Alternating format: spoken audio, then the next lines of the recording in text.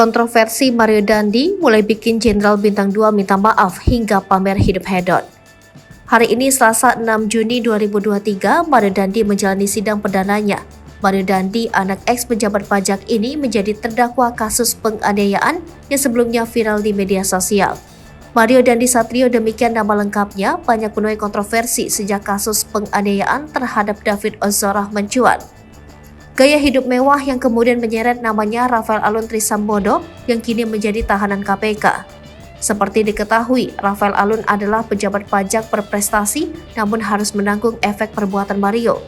Selain itu, status Mario Dandi yang pernah bersekolah di SMA Taruna Nusantara pada tahun 2019 pun menjadi sorotan. Sebab pihak SMA Taruna menyatakan dia tidak lulus dan pindah sekolah. Kasus paling baru saat Mario Dandi membuat kontroversi dengan memasang sendiri kabel tis pengganti borgol saat ada kamera yang menyoroti dirinya. Akibat perbuatan ini, Kapolda Metro Jaya Irjen Pol Karyoto meminta maaf. Lantas seperti apa nasib Mario Dandi? Kasus ini menjadi sorotan. Ayah dari David yang merupakan korban tindakan Mario, yakni Jonathan Latumahina, akan mengawal sidang ini. Ia berharap hukum ditegakkan dan Mario dihukum berat. Pejabat Humas PN Jakarta Selatan Juyamto mengatakan sidang perkara ini dihelat pukul 11. Terdakwa Mario dan Shane rencananya bakal diadili di ruang utama Profesor Umar Zainul Aji.